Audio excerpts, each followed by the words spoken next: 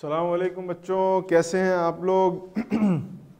आज शायद आप लोगों की मुझसे तो पहली बार मुलाकात हुई है और बैकग्राउंड देख के भी आपको शायद अंदाज़ा हो गया होगा कि मैं बायोलॉजी से रिलेटेड कुछ बातें करूंगा। हम लोग बायोलॉजी पढ़ेंगे साथ मिलके।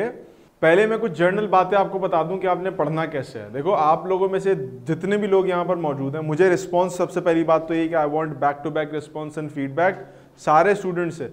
जो स्टूडेंट आपके पास यहाँ पर मौजूद हैं उन सबसे मुझे बैक टू बैक रिस्पॉन्स चाहिए होगा सारी बातों से रिलेटेड। पहले तो मेरी इस बात का जवाब दे दो कि आप लोगों ने मैट्रिक 9th में आके बायोलॉजी को क्यों चूज किया। Why not you opt for computer. क्यों आप लोग प्री मेडिकल या बायोलॉजी की तरफ गए। I want answers from every one of you. सारे बच्चों, आशीष, आयशा, हसन, बरीरा, सारे बच्चों, आई वॉन्ट आंसर्स। इस सवाल का जवाब चाहिए, फिर हम इससे आगे बात करेंगे। पहले मुझे एटलीस्ट पता तो हो कि आप लोगों ने क्यों इरादा बनाया बायोलॉजी लेने का। कोई वजह होगी और वो वजह मुझे तो नहीं पता, इसलिए मैं आप लोगों से पूछ रहा हूँ। कहाँ हैं सारे बच्चे भाई जी। तो मैं सवाल ये कर रहा था, जो बाद में आने वाले ज्वाइन करने वाले बच्चे भी हैं, होता है ना ज्वाइनिंग के टाइम पे थोड़ा सा आवाज़ नहीं आती। तो सवाल मेरा ये था कि आपके पास आप सब ने जितने भी बच्चे हैं, पहले तो मैं इंट्रोडक्शन दे रहा था कि जैसे आप पीछे देख सकते हो कि like you can figure it out के हम लोग बायोलॉजी पढ़ने वाले साथ मिलके। तो मैंने इसके अलावा एक बात ये पूछी कि before we go deeper into the topic इन पढ़ना कैसे है, सब कुछ सारी बातें जो इंट्रोडक्टरी बातें वो करने से पहले सबसे पहले मुझे आप लोगों की तरफ से फीडबैक चाहिए। आई वांट आंसर्स कि आप लोगों ने क्यों बायोलॉजी चूज की फॉर 9th एंड मैट्रिक। क्योंकि प्री मैट में जाने का इरादा रखते हैं या प्री मैट में जा रहे हैं आप लोग, तो इस वजह से। वालेकुम अस्सलाम। तो why did you chose biology over computer. Computer sciences भी तो ले सकते थे, उसकी तो आजकल मांग बहुत ज़्यादा चल रही है, जॉब भी अच्छी लगती है, बट आप लोगों ने बायोलॉजी ली। इसकी कोई ख़ास वजह है? कोई चीज़ होगी जिसको सोच के आपने कहा होगा कि sir it's my dream. Dream क्या है? मतलब बायोलॉजी पढ़ना या बायोलॉजी की फील्ड में जाके कुछ करना।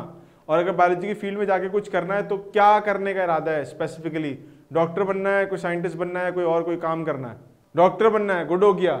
हसन, बरीरा, आयशा, खतीजा, कहाँ चले गए सारे बच्चे? आशीष ने तो जवाब दे दिया कि भाई आशीष ने तो डॉक्टर बनना है, आशीष डॉक्टर बन जाएगा। यहाँ तो बच्चे खामोश बैठे हैं, खामोश बच्चों को कुछ नहीं मिलता। सर, हसन ने कहा कि सर मुझे भी डॉक्टर बनना है, आयशा ने कहा मुझे भी डॉक्टर बनना है। सारे बच्चे डॉक्टर बनेंगे। तो डॉक्टर बनने के लिए भाई प्रिपरेशन अभी से शुरू करनी है। अभी से मतलब ये कि 9th थी वो तो हो गई। अब मैट्रिक में आप आ गए हो छाजाओं के पास। हम इंशाल्लाह हमारा मेन जो गोल होता है ना वो ये है कि देखो 9th matric first year second year, उसके बाद आपको देना होता है मेडिकल कॉलेज का एप्टीट्यूड या entrance test and then you opt for और गो फॉर मेडिकल कॉलेज। अगर आपने पूरी जिंदगी, और बरीरा कह रही है वो हार्ट स्पेशलिस्ट बनना चाहती हैं, वो सर्जरी वगैरह करेंगी भाई, वो ओपन हार्ट सर्जरी। खतरनाक पैशन लेके बैठे हैं बच्चे। इस खतरनाक पैशंस को, इस एंथुजियाज्म को इंशाल्लाह हम लोग इस एंड से यानी फ्रॉम मैट्रिक क्लास आपके पास फाउंडेशन ऐसी बनाएंगे मिलके। खाली मैं नहीं कर सकता है, कुछ हमारा इदारा नहीं कर सकता तब तक बच्चा हमारे साथ मिलके काम ना करे।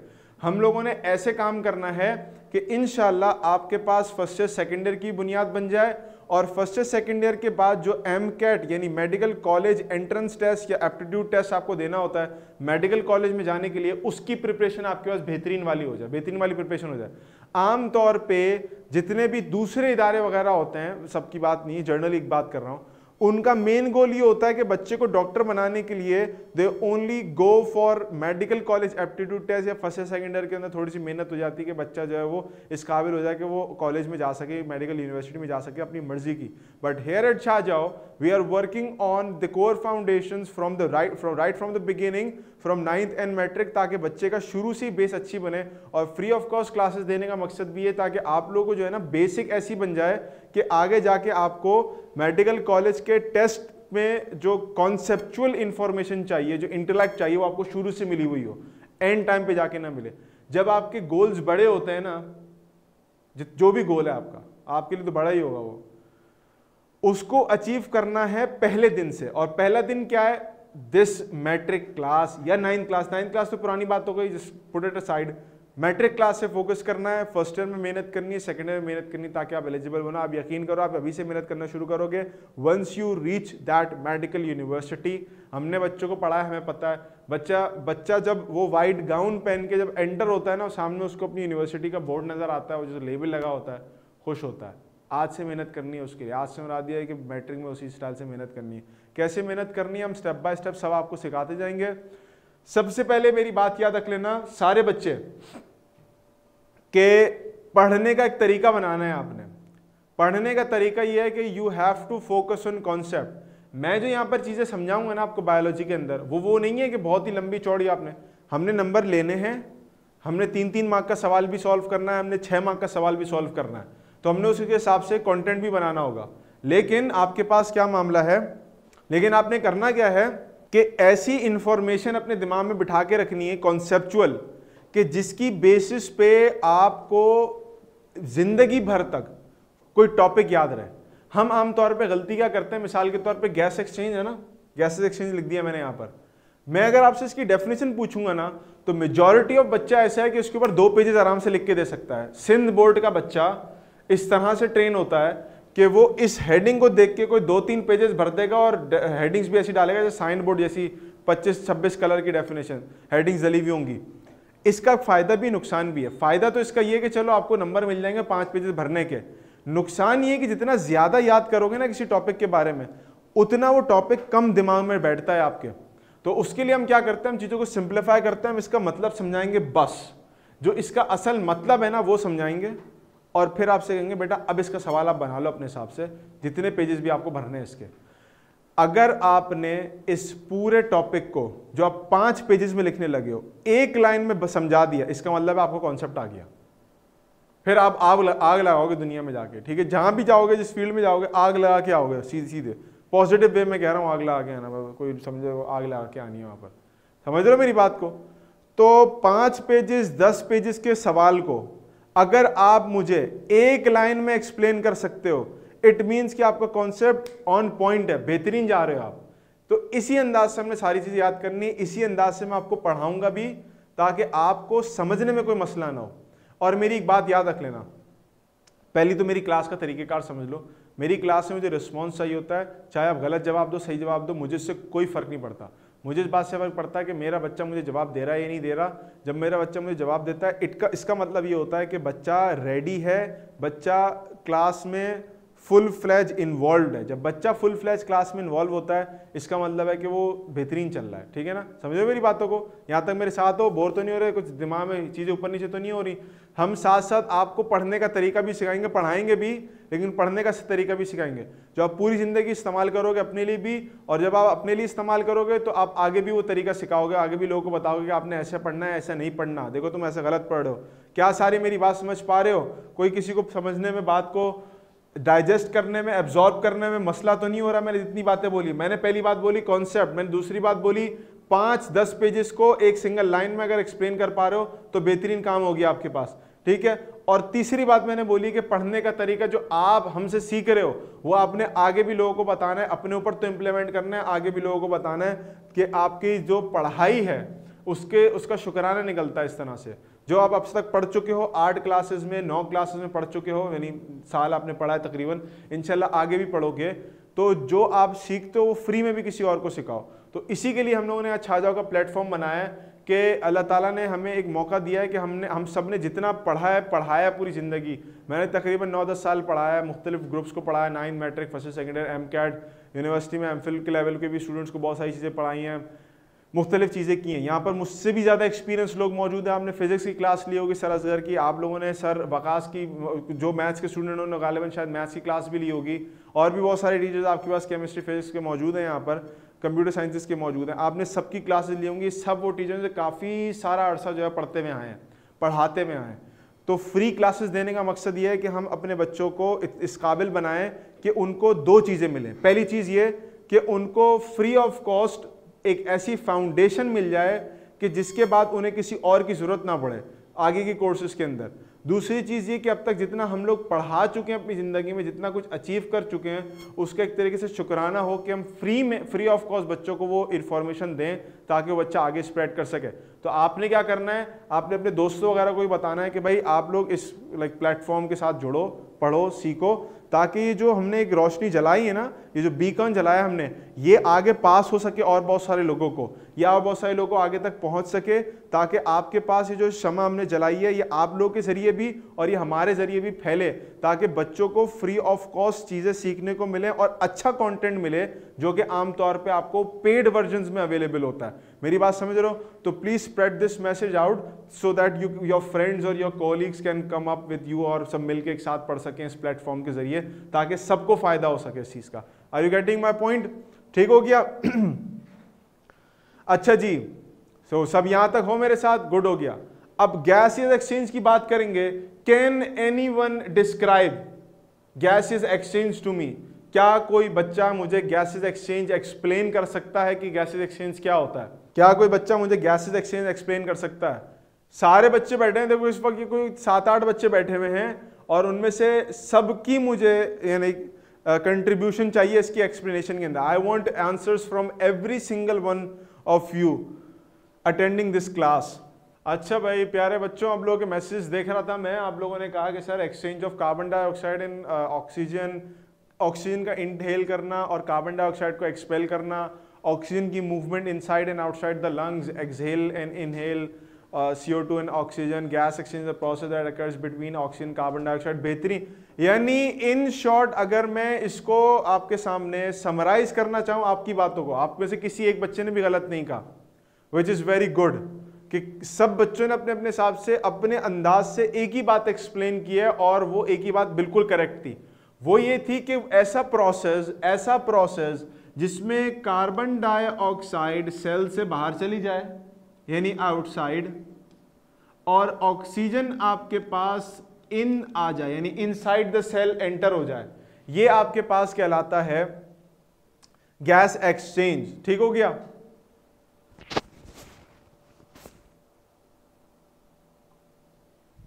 अच्छा भाई, अब आ जाते हैं जरा तफसील के ऊपर। मेरी कोशिश ये होती है कि जब भी कभी हम कोई चैप्टर पढ़ें तो उस चैप्टर का पहले इंडेक्स या कंटेंट अपने पास लिख लें कि हमने पढ़ना क्या क्या इस चैप्टर के अंदर। सर फायदा क्या होता है इसका?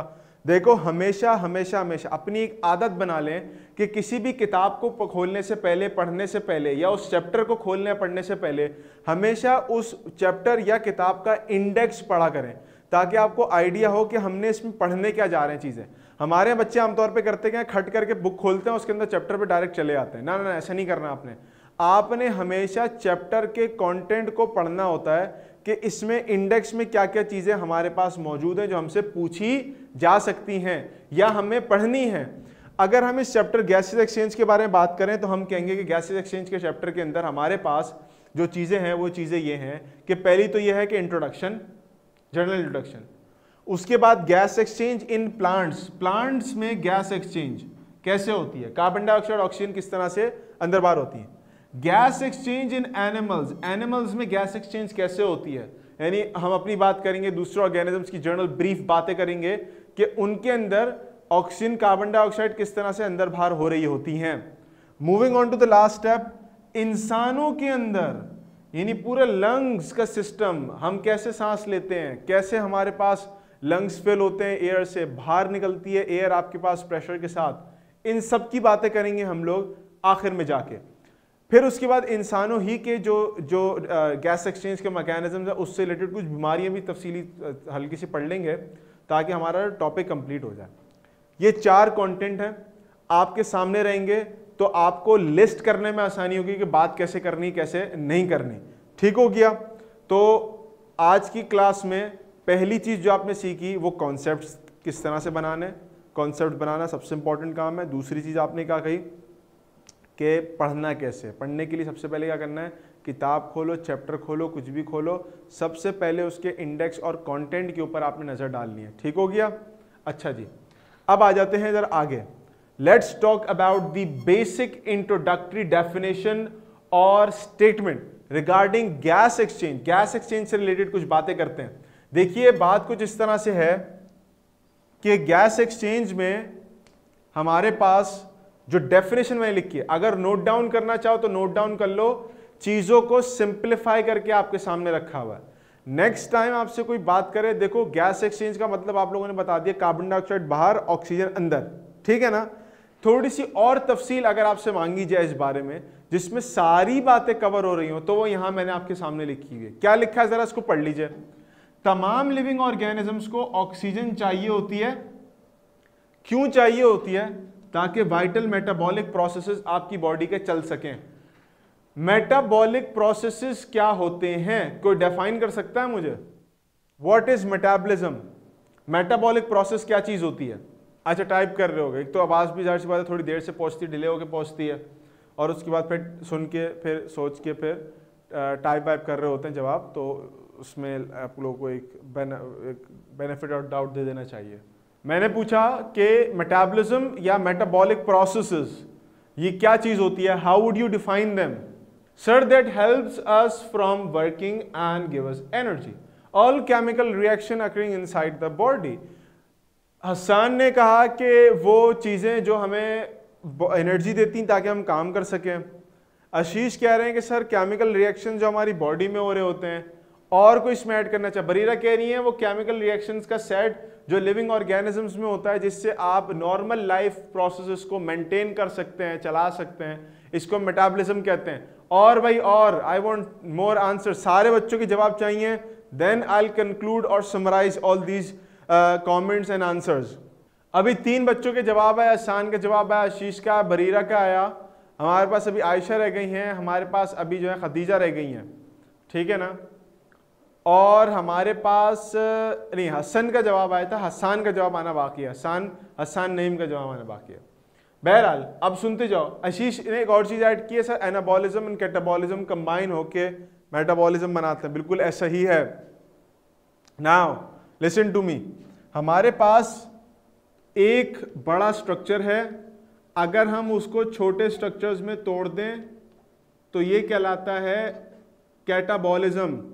अगर बहुत छोटी छोटी चीजें हैं उनको जोड़ के एक बड़ी चीज बना दी जाए तो ये कहलाता है एनाबॉलिज्म। आयशा कह रही है सर बेसिक फंक्शंस को रन करने के लिए लिविंग बॉडी में जो रिएक्शन हो रहे हैं उसको हम नाम देते हैं आपके पास मेटाबॉलिज्म। गुड हो गया। सबकी बातों को कंबाइन करता चलूं, सबकी बातें क्या चल रही हैं कि सर केमिकल रिएक्शन है जिससे एनर्जी निकल रही है ताकि हमारे प्रोसेसेस चल सकें। मैं बात कर रहा हूं, आप सुन रहे हैं, मैं मूव कर रहा हूं, आप लिख रहे हैं, मैं आपके पास यहां पर लिख रहा हूं, आप उसको देख के नोट डाउन कर रहे हैं। इन सब चीजों के लिए एनर्जी चाहिए और इन सब की एनर्जी आपको कहां से मिलती है? इन सब की एनर्जी आपको मिलती है आपके मुख्तलिफ केमिकल रिएक्शन से, मुख्तलिफ केमिकल रिएक्शन से। अब एनाबॉलिज्म कैटाबॉलिज्म की बात कर रहा था, अगर कोई बड़ी चीज टूट रही है छोटे पार्ट्स में और एनर्जी रिलीज हो रही है, इसको कहते हैं कैटाबॉलिज्म। अगर कोई छोटी चीजें मिलके एनर्जी इस्तेमाल करके बड़ी चीज बना रही है, इसको कहते हैं एनाबॉलिज्म। कैटाबॉलिज्म यानी टूटना, एनाबॉलिज्म यानी जुड़ना, इन दोनों को मिला के इनका जो सम होता है वो कहलाता है मेटाबॉलिज्म।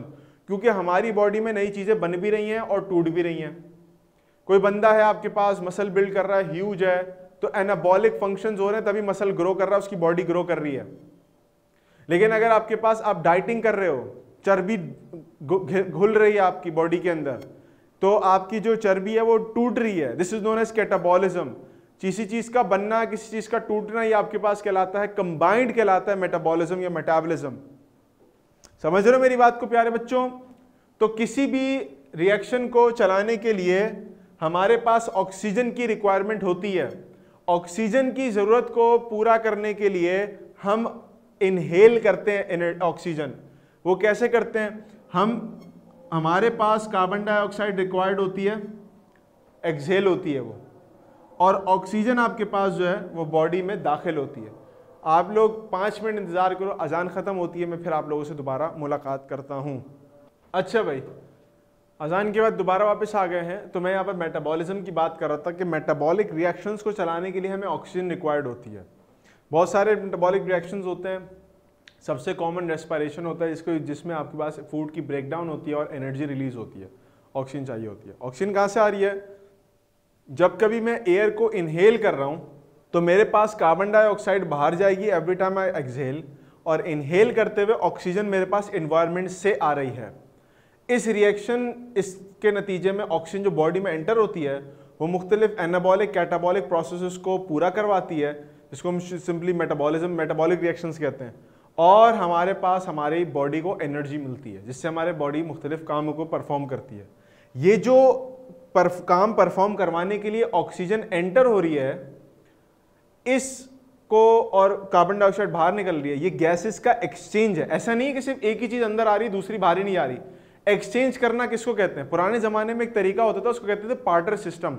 ये बहुत पुरानी बात बता रहा हूँ, जब करेंसी पैसा आपके पास दुनिया में आया ही नहीं था, गोल्ड भी नहीं था, ऐसा बहुत पुरानी सदियों की बात है।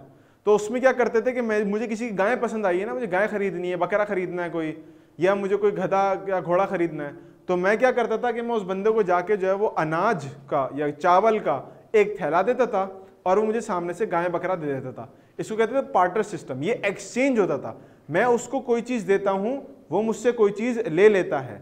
तो इसी तरह से आपके पास एक्सचेंज हो रहा है, चीजों का तबादला हो रहा है। तो ऐसे ही आपके पास ऑक्सीजन और कार्बन डाइऑक्साइड का तबादला हो रहा है। यहाँ पर बरीना ने टर्म यूज किया है, उन्हीं का वर्ड मैंने यहाँ पर इस्तेमाल किया है, गैसों का तबादला, वो कह रही है गैस एक्सचेंज। तो ये जो हमारे पास गैसेस का एक्सचेंज हो रहा है, यानी carbon dioxide and oxygen like they are going in and out of the body, this is known as gas exchange. वही बातें जो आपने बोली थी उसी के अंदर बस मैंने मेटाबॉलिक फंक्शन वाला पार्ट इन्वॉल्व कर दिया, क्योंकि दिमाग में सवाल आता है कि भाई गैस एक्सचेंज जरूरी है क्यों? तो जरूरी इस वजह से because we require this oxygen, और अगर ये ऑक्सीजन होगी तो उस ऑक्सीजन के बदले में हम मेटाबॉलिक प्रोसेस अपने बासानी चला सकते हैं, जिससे हमें एनर्जी मिलती है और उस एनर्जी को फिर हम दूसरे कामों में इस्तेमाल कर रहे होते हैं। Now let's move on to a very important topic, जो आमतौर पे हमारे पास शॉर्ट क्वेश्चन आंसर में पूछा जा सकता है, पूछा जाता भी है, और नहीं भी पूछा जाता तो हमें उसका डिफरेंस जरूर पता हो। देखो यहाँ तीन अल्फाज मैंने लिखे हैं, एक वर्ड लिखा है गैस एक्सचेंज, एक मैंने यहां लिखा है रेस्पिरेशन, ये रेस्पिरेशन, और एक मैंने लिखा है फोटोसिंथेसिस। तो तीन वर्ड्स हो गए आपके पास, gas exchange, respiration and photosynthesis. इन तीन अल्फाज में इनके फंक्शंस में क्या डिफरेंसेस होते हैं आज उसको समझ लेते हैं। क्योंकि गैस एक्सचेंज में हमें इतना पता है कि हम ऑक्सीजन कार्बन डाइऑक्साइड का तबादला कर रहे हैं, डिफरेंस मतलब एक आ रहा है दूसरा जा रहा है, और वो ऑक्सीजन इस्तेमाल हो रही है रेस्पिरेशन में भी। लेकिन इसका फोटोसिंथेसिस से क्या डिफरेंस है, जरा इन दोनों बातों को समझ लेते हैं। ये तीन कॉलम्स मैंने आपके सामने यहाँ पर बनाए हुए हैं, और इन तीन कॉलम्स में बातों को समझना हमारे लिए थोड़ा सा आसान हो जाएगा। Now let's move on to gas exchange first। सबसे पहले गैस एक्सचेंज की बात कर लेते हैं। मैं कुछ बताते जा रहा हूं चीजें। यहां पर आपके पास वरीना का ऐसा फोटोसिंथेसिस ऐसा प्रोसेस में लाइट एनर्जी कन्वर्ट होती है केमिकल एनर्जी के अंदर। यस, बिल्कुल ऐसा ही है, and I have used that exact statement but in a very summarised manner in the first point of photosynthesis. But हम स्टेप बाय स्टेप चीजों को देखते हुए आते हैं। पहले डिफरेंस इन तीनों का देखते हैं, जो इनकी डेफिनेशन होगी असल में। गैस एक्सचेंज क्या है? ऑक्सीजन का इनटेक और कार्बन डाइऑक्साइड का बाहर निकालना, ठीक। सेलुलर रेस्पिरेशन क्या है? क्योंकि आमतौर पर बच्चे गैस एक्सचेंज और रेस्पिरेशन को एक ही चीज समझते हैं, जबकि ऐसा नहीं है। गैस एक्सचेंज और ब्रीदिंग एक चीज है, लेकिन रेस्पिरेशन और गैस एक्सचेंज एक चीज नहीं है। वो क्यों नहीं है, वो वजह जानते क्यों नहीं है। रेस्पिरेशन क्या है? Oxidation of food to release energy. Oxidation कहते हैं ऑक्सीजन का ऐड होना किसी चीज में। ऑक्सीडेशन के तीन मतलब होते हैं, केमिस्ट्री में पढ़ा होगा आप लोगों ने। इलेक्ट्रॉन का लॉस होना, हाइड्रोजन का लॉस होना, और ऑक्सीजन का गेन होना। ये तीन चीजें कहलाती हैं ऑक्सीडेशन में से कोई एक भी चीज होगी उसको ऑक्सीडेशन कहेंगे। हमारे पास इसका जो मतलब है वो होता है ऑक्सीजन को ऐड करना, उसको कहते हैं ऑक्सीडेशन। अभी पीछे हम एक चीज देख के आए हैं कि जो मेटाबॉलिक प्रोसेसेस हैं उसके लिए क्या रिक्वायर्ड है? ऑक्सीजन। मेटाबॉलिक प्रोसेसेस में सबसे इंपॉर्टेंट मेटाबॉलिक प्रोसेस आपके पास होता है रेस्पिरेशन। आपको याद भी होगा बचपन में आपसे एग्जांपल पूछते थे, बेटा कैटाबॉलिक रिएक्शन की एग्जांपल तो आप बोलते थे रेस्पिरेशन, एनाबॉलिक रिएक्शन की एग्जांपल तो आप बोलते थे, बोलो भाई बोलो, फोटोसिंथेसिस। फूड प्रिपेयर होता है इसमें। अभी हमने यही बनाया ना, बड़ी चीज से टूट के छोटी चीजों का बनना कैटाबॉलिज्म, छोटी चीजों का जुड़ के बड़ी चीज बनाना एनाबॉलिज्म, और रिएक्शन यही दोनों एग्जांपल में आते थे, कैटाबॉलिज्म के, एनाबॉलिज्म के। तो मेटाबॉलिक फंक्शंस में इंपॉर्टेंट रोल रेस्पिरेशन का है, और रेस्पिरेशन में हमें चाहिए होती है ऑक्सीजन। ऑक्सीजन जब ऐड होती है रिएक्शन में तो वो तोड़ती है आपके पास पूरे कंपाउंड को और अल्टीमेटली एनर्जी बनती है, जिस एनर्जी को आप इस्तेमाल करते हैं। मैं इस वक्त बात कर रहा हूँ, मूव कर रहा हूँ, आप लोग सुन रहे हो, लिख रहे हो, मूव कर रहे हो, मुख्तलिफ काम कर रहे हो, इस सब के पीछे एनर्जी लगी हुई है। और एनर्जी कहाँ से आ रही है? फूड की ब्रेकडाउन से। फूड की ब्रेकडाउन में कौन हेल्प कर रहा है? ऑक्सीजन। ऑक्सीजन कहाँ से आ रही है? ब्रीदिंग करके जब आपके पास एयर बॉडी के अंदर एंटर हो रही है तो वो ऑक्सीजन आपके पास जो है वो आपके जो मेटाबॉलिक फंक्शन है उसमें हेल्प कर रही होती है। सर फोटोसिंथेसिस उल्टा है, उसमें क्या हो रहा है? कार्बन डाइऑक्साइड हम लेते हैं और आप ऑक्सीजन को बाहर निकालते हैं। 100% ऐसा ही है, कोई इसमें दो राय नहीं है। समझ रहे मेरी बात को? तो पहली डेफिनेशन याद कर ली। फोटोसिंथेसिस की डेफिनेशन क्या है? कार्बोहाइड्रेट बनाना, यानी कार्बोहाइड्रेट बेसिकली क्या है? शुगर बनाना। किसको यूज करते हुए? लाइट एनर्जी को यूज करते हुए। इसको कहते हैं फोटोसिंथेसिस। कार्बोहाइड्रेट या शुगर बना रहे हैं लाइट एनर्जी को यूज करते हुए, इसको कह रहे हैं फोटोसिंथेसिस। ये पहला डिफरेंस है डेफिनेशन वाइज सबका। दूसरे डिफरेंस पे आ जाए, ये सेल के बाहर होती है। ये कहां होती है? सेल के बाहर होती है। सेल के बाहर कैसे होती है? मिसाल के तौर पे हमारे पास, अभी हम पढ़ेंगे भी, ये हमारे पास एक एल्व्यूला है और ये आपके पास एक अदद कैपिलरी है। कैपिलरी एंड एल्व्यूला है। ऑक्सीजन जो है वो यहां से एंटर होती है ब्लड में और कार्बन डाइऑक्साइड यहां से एंटर होती है एल्व्यूलाई में, लंग्स के अंदर। ये जो गैस का एक्सचेंज चल रहा है ना, ये सेल्स के बाहर हो रहा होता है, अंदर नहीं होता सेल में। सेल से बाहर निकलेगी, सेल के अंदर आएगी, सेल से बाहर, सेल के अंदर, इस तरह से क्रॉसिंग चल रही होती है। जबकि रेस्पिरेशन सेल के अंदर होती है, सेल के अंदर, takes place inside the cell. और सेल के भी जिस पार्ट में होती है उस पार्ट को हम नाम देते हैं, किसी को नाम पता है? नाम पता होगा, माइटोकॉन्ड्रिया। माइटोकॉन्ड्रिया सेल का एक ऑर्गेनेल है, उसके अंदर होती है आपके पास रेस्पिरेशन। तो वो सेल के बाहर, ये सेल के अंदर, और सेल के भी माइटोकॉन्ड्रिया के अंदर। और ये कहां हो रही है? ये भी हो रही है फोटोसिंथेसिस सेल के अंदर। सेल के अंदर कौन से पार्ट में? ये होती है आपके पास क्लोरोप्लास्ट में। क्लोरोप्लास्ट वो ग्रीन कलर स्ट्रक्चर नहीं होता? यस, क्लोरोप्लास्ट में हो रही है आपके पास। तो दो चीजें सेल के अंदर हैं, एक चीज सेल के बाहर है। जो सेल के बाहर है वो क्या है? गैस एक्सचेंज है। आ जाए एक और चीज के ऊपर, थर्ड पॉइंट पे। ये होता है फिजिकल प्रोसेस। फिजिकल प्रोसेस से मुराद क्या है? फिजिकली आपको सांस खींचनी है। मिसाल के तौर पर मैंने सांस खींचनी है तो मेरी पसलियां बाहर निकलेंगी, डायाफ्राम नीचे जाएगा, सीना चौड़ा हो जाएगा ऐसे, और फिर जब निकालनी होगी तो I will be back to my normal state. Inhale exhale, inhale exhale. Physically I am moving up and down, मेरी चीजें ऊपर up and down physically move कर रही होंगी। ठीक हो गया ना? तो इस वजह से हम इसको कह रहे हैं कि गैस एक्सचेंज या breathing is a physical process. ठीक है। दूसरी बात, आपके पास सेलुलर रेस्पिरेशन एक केमिकल प्रोसेस है। केमिकल प्रोसेस का मतलब क्या? कि इसमें केमिकल इन्वॉल्व होते हैं। केमिकल इन्वॉल्व में ऑक्सीजन भी केमिकल की फॉर्म में आ रही है, एंजाइम्स इन्वॉल्व हो रहे हैं, चीजों की ब्रेकडाउन हो रही है, तो केमिस्ट्री इन्वॉल्व हो रही है। फिजिकली ऐसा नहीं हो रहा कि माइटोकॉन्ड्रिया हिल रहा है पूरा, कुछ उमर निकाल रहा है आपके पास खाने का, ना ना ना ना। वो खाना अंदर दाखिल होगा, शुगर अंदर दाखिल होगी, ब्रेकडाउन होगी एंजाइम्स केमिकल्स की मौजूदगी में, उसके बाद एनर्जी निकलेगी। अगर हम फोटोसिंथेसिस पे हैं तो इसमें भी केमिकल इन्वॉल्व हो रहा है। हम पढ़ते हैं ना light energy into chemical energy, तो केमिकल प्रोसेस है ये। अभी जवाब दिया था बरीरा ने ऊपर कि जी सर वो फोटोसिंथेसिस जो है वो प्रोसेस है, इसमें लाइट एनर्जी को हम केमिकल एनर्जी में कन्वर्ट करते हैं, तो केमिकल प्रोसेस हो गया ना एक। तो केमिकल प्रोसेस है आपके पास, केमिस्ट्री इन्वॉल्व हो रही, केमिकल्स इन्वॉल्व हो रहे हैं। Physical process, chemical process. दूसरा डिफरेंस, तीसरा डिफरेंस हो गया। चौथा डिफरेंस पे आओ। चौथा डिफरेंस क्या होता है? इसमें कोई भी एनर्जी रिलीज नहीं होती। एनर्जी रिलीज नहीं होती। अब देखें ना, मैंने सांस ली, शायद एनर्जी लग रही हो लेकिन एनर्जी रिलीज नहीं हो रही इसमें। समझ रहे मेरी बात को? एनर्जी कोई रिलीज नहीं हो रही। वरना क्या होता है, एनर्जी बनाने के लिए हम लोग सिर्फ सांसें गहरी गहरी ले रहे होते हैं ऐसे करके, ऐसा तो नहीं होता ना।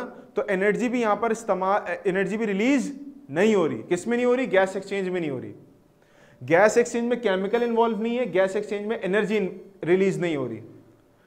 आ जाओ रेस्पिरेशन पे, एनर्जी रिलीज हो रही है आपके पास, एनर्जी निकलती है, फूड की ब्रेकडाउन होती है और फूड की ब्रेकडाउन से एनर्जी निकलती है। क्या आप में से किसी को पता है जब फूड टूटता है सेलुलर रेस्पिरेशन में तो किस फॉर्म में एनर्जी निकलती है? एनर्जी किस फॉर्म में निकलती है? यस, एटीपी एडिनोसिन ट्राइफॉस्फेट की फॉर्म में एनर्जी निकल रही होती है। एडिनोसिन ट्राइफॉस्फेट की फॉर्म में एनर्जी निकल रही होती है। आ जाए अब जरा फोटोसिंथेसिस के ऊपर। ये थोड़ा सा ट्रिकी मामला है बट समझ आ जाएगी आपको इसके अंदर क्या मामला है। सुने बात को, एनर्जी प्रोड्यूस होती है पहले फेज में और यूज होती है दूसरे फेज में। इसका मतलब यह है कि फोटोसिंथेसिस में पहले स्टेप पे एनर्जी बनती है, दूसरे स्टेप में एनर्जी लगती है। फोटोसिंथेसिस के दो स्टेप आपने पढ़े होंगे, लाइट रिएक्शन, डार्क रिएक्शन। याद है सबको? याद है कुछ? 9th में भी शायद आप लोगों ने पढ़ा होगा ये light reaction and dark reaction. किसी को याद है? हाँ, सबको याद है। बरीरा को भी याद है, आशीष को भी याद है, खदीजा को भी याद है, सबको याद है। यस, हसन को भी याद है। तकरीबन सारे बच्चों को याद है, सारे बच्चों को याद है। Very good. अब देखिए मेरी बात को समझें, आयशा को भी याद है। लाइट रिएक्शन में एनर्जी बनाते हैं और वही एनर्जी जो बनती है उसको इस्तेमाल करते हैं डार्क रिएक्शन में। इसलिए यहां पर ये पॉइंट लिखा गया है कि पहले स्टेप में एनर्जी बनेगी और दूसरे स्टेप में एनर्जी लगेगी। तो पता क्या चला, गैस एक्सचेंज में ना तो केमिकल इस्तेमाल हो रहे हैं ना एनर्जी रिलीज हो रही है, जबकि सेलुलर रेस्पिरेशन में एनर्जी रिलीज हो रही है और केमिकल भी इस्तेमाल हो रहे हैं। फोटोसिंथेसिस में केमिकल भी इस्तेमाल हो रहे हैं और आपके पास एनर्जी बनाई भी जा रही है और इस्तेमाल भी हो रही है। ठीक है, तो लाइट एनर्जी जो कैप्चर की आती है उसको कन्वर्ट कर देता है केमिकल एनर्जी में। सिंपली यहां पर समराइज कर दिया बरीरा ने मेरी इस बात को। आ जाए आखिरी बात, चौथा बल्कि पांचवा पॉइंट आपके पास यह है कि इसमें डायरेक्टली एंजाइम इस्तेमाल नहीं होते। किसमें? गैस एक्सचेंज में। सांस लेने में एंजाइम का ऐसा डायरेक्टली अमल दखल नहीं होता, जबकि यहां पर भी एंजाइम इस्तेमाल होते हैं और यहां पर भी एंजाइम इस्तेमाल होते हैं। जाहिर सी बात है, जहां केमिकल रिएक्शन होगा वहां पर एंजाइम इस्तेमाल होंगे। और ये बात हम पहले ही लिख चुके हैं कि केमिकल प्रोसेस ये भी है, केमिकल प्रोसेस ये भी है। तो दोनों के अंदर केमिकल रिएक्शन हो रहे हैं तो एंजाइम्स भी इस्तेमाल हो रहे हैं। आप लोग एंजाइम जानते हो किसको कहते हैं? एंजाइम के बारे में नो हाउ रखते हो? क्या होती है एंजाइम? प्यारे बच्चों, do you guys know about enzymes? Enzyme क्या चीज होती है? That speed up the reaction. आपके पास कोई रिएक्शन होता है, केमिकल रिएक्शन, वो बहुत स्लो हो रहा होता है, बॉन्ड स्लो टूट रहे होते हैं, बन रहे होते हैं, उसको तेज करने के लिए एंजाइम इस्तेमाल होता है। Yes, very good. Bio catalyst कहते हैं इसको हम लोग। Very good. तो एंजाइम इस्तेमाल हो रहे हैं रेस्पिरेशन में भी और फोटोसिंथेसिस में भी। आगे आ जाओ, अभी जो बिल्कुल शुरू में बात की थी, रेस्पिरेशन कैटाबॉलिक प्रोसेस है, यानी बड़ी चीज का छोटे पार्ट्स में टूटना, और फोटोसिंथेसिस आपके पास एनाबॉलिक प्रोसेस है, यानी छोटे पार्ट्स को बड़ी चीज में जोड़ देना। क्लियर हुई मेरी बात? सबको बात समझ में आ रही है? यहां तक किसी को कोई मसला, कोई परेशानी, कोई टेंशन, कोई दुश्वारी, कंफ्यूजन, किसी चीज में अटक गए हो? क्लियर हो रही सारी बातें? देखो मैं रिपीट कर दूं छोटी छोटी बातें दोबारा से। गैस एक्सचेंज क्या है? सांस लेना। क्यों ले रहे हैं? ताकि ऑक्सीजन दाखिल हो बॉडी में। ऑक्सीजन क्यों जरूरी? क्योंकि मेटाबॉलिक प्रोसेसेस चलाने हमने, रेस्पिरेशन करनी है, कई सारे काम करने। फिर हमने कहा तीन चीजों के दरमियान में फर्क, सांस लेने में, रेस्पिरेशन में, फोटोसिंथेसिस में। जो मेजर फर्क हमने निकाले, पहले तो डेफिनेशन का फर्क था, दूसरा फर्क ये निकाला कि गैस एक्सचेंज फिजिकल प्रोसेस है और ये दोनों रेस्पिरेशन फोटोसिंथेसिस केमिकल प्रोसेस है। तो केमिकल प्रोसेस में एंजाइम इस्तेमाल हो रहे हैं, गैस एक्सचेंज में एंजाइम इस्तेमाल नहीं हो रहे। फिर हमने कहा कि हमारे पास जो गैस एक्सचेंज है वो सेल्स के दरमियान में होती है और हमारे पास जो रेस्पिरेशन और फोटोसिंथेसिस है वो सेल्स के अंदर होती है। आखिर में हमने कहा सेलुलर रेस्पिरेशन के अंदर एनर्जी रिलीज होती है, फोटोसिंथेसिस में एनर्जी रिलीज भी होती है और इस्तेमाल भी होती है। गैस एक्सचेंज में कोई भी चीज, कोई एनर्जी इस्तेमाल या कुछ उसमें साथ मामला नहीं होता। Finally we said cellular respiration is a catabolic process, जिसमें टूटता है कोई कंपाउंड, एनर्जी रिलीज होती है, और फोटोसिंथेसिस एनाबॉलिक प्रोसेस में कंपाउंड बनता है और एनर्जी लगा के बनाया जाता है। क्लियर हो गई बात? आगे चलते हैं भाई। अब बात कर लेते हैं गैस एक्सचेंज इन प्लांट्स की। जैसे आप देख सकते हो प्लांट लगाए हुए हैं दो दरमियान हर जगह पे, ऊपर नीचे बहुत सारे पत्ते लगे हुए हैं। गैस एक्सचेंज इन प्लांट्स की बात हो रही है, तो प्लांट्स के अंदर जो गैस एक्सचेंज का जो लेवल है वो किस तरह से होती है, पहले उसको समझते हैं। बातों को पहले सिंप्लीफाई करेंगे हम लोग। सिंप्लीफाई करने का नतीजा मतलब क्या होता है? सिंप्लीफाई करने का मतलब ये होता है कि भाई प्लांट्स के अंदर जो जो चीजें गैस एक्सचेंज में इन्वॉल्व होंगी या गैसेस जो हैं वो जिस जिस पार्ट से गुजरती हुई जाएंगी उसको हमने अच्छे तरीके से पहले समझ लेना है। समझने का मतलब क्या है? समझने का मतलब ये कि पहले तो ये ढूंढ लें कि गैसेस किस ऑर्गन से प्लांट्स के अंदर दाखिल होती हैं। तो प्लांट्स का वो कौन सा ऑर्गन है आपकी नज़र में जो कि गैसेस के फ्लो को या गैसेस के एक्सचेंज को रेगुलेट कर रहा होता है? ऑर्गन बताना है। ऑर्गन ना ना ना, सेल नहीं। There is a difference between cell and organ. Guard cell तो अपनी जगह बिल्कुल सही है, हसन ने बिल्कुल 100% सही बात कही है, बट मेरा सवाल ऑर्गन से रिलेटेड है। ऑर्गन कौन सा है वो जिसके अंदर प्लांट्स के अंदर वो ऑर्गन जानते हो किसको कहते हैं? पहले नहीं छोड़ दो जवाब छोड़ दो। पहले मुझे बताओ ऑर्गन किसको कहते हैं? ऑर्गन की डेफिनेशन पे जाएंगे पहले हम लोग, फिर हम जाएंगे इसके आंसर के ऊपर। सारे बच्चों से सवाल है, 6 के 6 बच्चे, 7 के 7 बच्चे। What is organ? How would you define an organ? चलो भाई डॉक्टर बच्चों, ऑर्गन। आशीष ने कुछ दिया है मुझे, आशीष ने मुझे ट्रेलर दिखाया अभी, बट पहले मुझे ऑर्गन की डेफिनेशन चाहिए भाई। मैं इससे पहले कोई बात ही नहीं करने वाला, मैं बैठ जाऊंगा यहां पर अब। ऑर्गन की डेफिनेशन, किसी भी ऑर्गेनिज्म का ऑर्गन हो, how would you define that organ? पहले उसके ऊपर बात करेंगे, फिर हम आएंगे उस ऑर्गन की टाइप के ऊपर जो प्लांट्स के अंदर स्पेसिफिक है। आयशा कह रही है sir group of tissues is called organ. Yes बेटा, 100% ऐसा ही है, वेरी गुड। बहुत सारे सेल्स मिलके टिश्यू बनाते हैं, टिश्यूज मिलके ऑर्गन बनाते हैं। मिसाल के तौर पे हमारे पास लंग्स हैं। ह्यूमन के अंदर अगर आपसे कोई पूछे रेस्पिरेटरी ऑर्गन कौन सा है जिससे गैस एक्सचेंज होती है, तो आप नाम लोगे लंग्स का। लंग्स आपके पास वो ऑर्गन है कि जो कि रेस्पिरेशन करते हैं, क्योंकि वो मुख्तलिफ टिश्यूज का मजमुआ है, ठीक है ना। The part of a body that perform a specific function, ठीक हो गया, वो टिश्यूज से मिलकर बना हुआ होता है। आशीष भी कह रहे हैं, हसान भी कह रहे हैं कि सारे के सारे जो है वो टिश्यूज के जो कॉम्बिनेशन है they are regarded as an organ. अब आ जाते हैं प्लांट की उस ऑर्गन पे जो रेस्पिरेशन में हेल्प करता है। आशीष ने ट्रेलर दिया था एक मुझे पीछे, आशीष ने जवाब दिया था इस बात का। बरीरा भी कह रही है वही जवाब कि प्लांट्स के अंदर जो ऑर्गन है, प्लांट्स के अंदर ऑर्गन जो है जो गैस एक्सचेंज में हेल्प करता है वो है लीफ, पत्ते।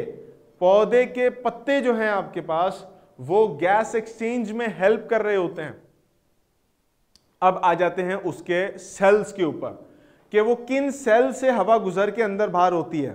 तो उसको समझने के लिए पहले पत्ते के अंदर, पत्ता तोड़ा है ना मैंने, पत्ता तोड़ के पत्ते के अंदर आपके पास जो मेन सेल्स हैं पहले उसको एक नजर देख लेते हैं। इनमें से कुछ सेल आप लोगों ने फोटोसिंथेसिस में पढ़े होंगे, 9 में फोटोसिंथेसिस पढ़ के आए हो ना, पढ़ के आए हो ना 9 में फोटोसिंथेसिस, या नहीं पढ़ के आए? पढ़ के आए ना। तो ये नाम आपने सुने हुए होंगे शायद। आज की क्लास की आखिरी बात है, जरा वो सुन लो। टोटल 4 चीजें हैं जिनके अंदर हमारे पास ये पार्ट्स मौजूद होते हैं, जो लीफ के मेजर पार्ट्स हैं। इन्हीं के पास से गैसेस गुजरती भी आती हैं और इन्हीं में दाखिल होती हैं और इन्हीं के थ्रू जो है फ्लो चल रहा होता है। जो पहला पार्ट है उसको हम कहते हैं एपिडर्मिस। एपिडर्मिस, एपी का मतलब होता है अबव। एपी का मतलब क्या होता है? अबव, ऊपर होना किसी चीज के। डर्मिस कहते हैं स्किन को या लेयर को। आप में से कोई बच्चा डॉक्टर बनेगा, डर्मेटोलॉजिस्ट बन जाएगा। डर्मेटोलॉजिस्ट कहते हैं लेयर को, स्किन को। हमारी स्किन है ना, ये स्किन है हमारी, इसको डर्म कहते हैं। डर्म मीन स्किन या लेयर।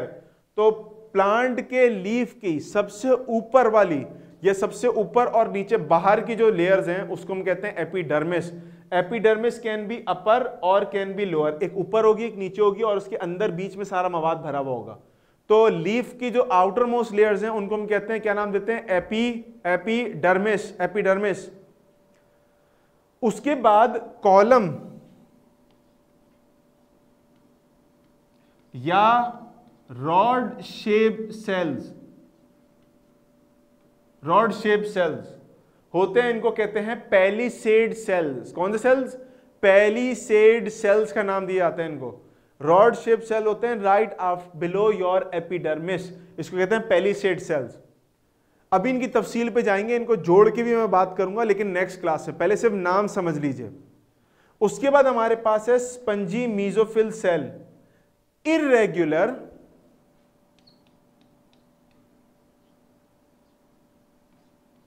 या राउंड इरेगुलर अजीब से शेप के या गोल शेप के स्पंजी से सेल्स हमारे पास होते हैं इस रॉड शेप सेल के नीचे, इसको कहते हैं स्पंजी मीजोफिल सेल्स। यही वो सेल है इस पे फोटोसिंथेसिस होती है। आप लोगों ने शायद पढ़ा होगा मीजोफिल सेल में फोटोसिंथेसिस हो रही होती है, पढ़ा है कि नहीं पढ़ा? C3 C4 के डिफरेंसेस पढ़े हैं आप लोगों ने? C3 C4 प्लांट्स के डिफरेंसेस नहीं पढ़े? ये शायद नहीं पढ़ा। C3 C4 और केम प्लांट्स नहीं पढ़े होंगे, वो थोड़ी सी एडवांस चीजें, वो फर्स्ट और सेकंड ईयर में जाके पढ़ेंगे। तो ये तो पढ़ा होगा एटलीस्ट के स्पंजी मीजोफिल होते हैं जिसके अंदर फोटोसिंथेसिस होता है भाई, ये इसको यहीं तक रखे बात को, ठीक है ना। तो स्पंजी मीजोफिल, उसके बाद नेक्स्ट लेवल पे आते हैं। आखिरी चीज क्या है जिससे असल गैसेस अंदर आ रही हैं या बाहर जा रही हैं, वो है गार्ड सेल्स। ये देखो, ये है आपके पास गार्ड सेल, ये जो बाहर का स्ट्रक्चर बना हुआ है बीन शेप स्ट्रक्चर, इसको कह रहे हैं गार्ड सेल। ये पीछे आशीष ने भी एग्जांपल दी, कुछ लोगों ने नाम लिए थे पीछे आपके पास भैया वगैरह ने भी, कि गार्ड सेल्स हैं, इनके दरमियान में जो स्पेस है ना, ये होल है, this hole, this is known as a stomata. इसको कहते हैं, इसको स्टोमेटा कहते हैं। जो बीच का होल है जहां से गैसेस का एक्सचेंज हो रहा होता है, इसको स्टोमेटा का नाम देते हैं। मेरी बात समझ में आ रही है आप लोगों को? सारी बातें क्लियर हो रही हैं? कोई टेंशन परेशानी तो नहीं है किसी को किसी चीज की? हाँ बच्चों, are you getting my point? तो 4 टोटल हमने कंपोनेंट्स पढ़े। देखो मैंने यहाँ ऊपर लिखा हुआ भी है, components involve in gas exchange in plants. वो 4 चीजें जिनमें से गैसेस या तो गुजर के आती हैं या इससे रिलेटेड कोई चीज आपके पास हो रही होती है। पहली सेट का मैंने शेप बताया, रॉड शेप या कॉलम शेप। कॉलम जानते हैं ना, वो आपने देखा होगा पुराने जमाने में, इस तरह से ये आपके पास यहाँ पर इसके ऊपर छत खड़ी हुई होती है, ये कॉलम खड़े हुए होते हैं, इसके ऊपर छत खड़ी हुई होती है। नजर आ रहा है आप लोगों को? दिख रहा है? तो कॉलम्स उसको कहते हैं जो बड़े बड़े पिलर होते हैं ना सीधे, जिसके ऊपर छत खड़ी हुई होती है। पुराने जमाने में आपने ग्रीक्स वगैरह की उसमें देखा होगा स्ट्रक्चर्स के अंदर भी, तो कॉलम्स बड़े बड़े खड़े हुए होते हैं। अगर आप में से किसी ने डीजे कॉलेज देखा है सिंध का, तो उसके अंदर भी ये स्ट्रक्चर इस तरह से खड़े हुए बड़े बड़े पिलर, इसको कॉलम कहते हैं, और उसके ऊपर छत खड़ी हुई होती है। तो चूंकि इनका शेप थोड़ा सा खिंचा हुआ होता है कॉलम की तरह का, तो इस वजह से इसको कॉलम शेप सेल्स भी कहते हैं या रॉड शेप सेल्स कहते हैं। नेक्स्ट क्लास में इंशाल्लाह हम लोग जो है इनको कंबाइन करके पूरी गैस एक्सचेंज समझेंगे, प्लांट्स के अंदर के हवा कैसे अंदर बाहर हो रही है, कार्बन डाइऑक्साइड ऑक्सीजन का किस तरह से ताल्लुक हो रहा है। आज की क्लास को मैं यहीं तक रोक रहा हूं। आज की क्लास को यहीं रोक के फीडबैक देते जाओ अपनी क्लास का। क्लास कैसी लगी आप लोगों को? कोई फीडबैक हो, कोई रिस्पांस हो कि सर इसको इस तरह से बेहतर करें, ताकि सबको ग्रो करने का मौका मिले, हमें भी कुछ बेहतर करने का मौका मिले, आप लोगों को फैसिलिटेट करने का मौका मिले, तो और बेहतर से बेहतर इंशाल्लाह क्लास को डिलीवर करने की कोशिश करेंगे। क्योंकि थोड़ा सा मेंटल ब्रिज बनने में टाइम लगता है टीचर और स्टूडेंट में। वंस वो अचीव हो गया तो क्लास एकदम से यूं करके जाती है। ठीक होगी ना? इंशाल्लाह नेक्स्ट क्लास में फिर इससे आगे मुलाकात होती है। जज़ाकल्लाह बच्चों, ख्याल रखना अपना। अस्सलाम वालेकुम।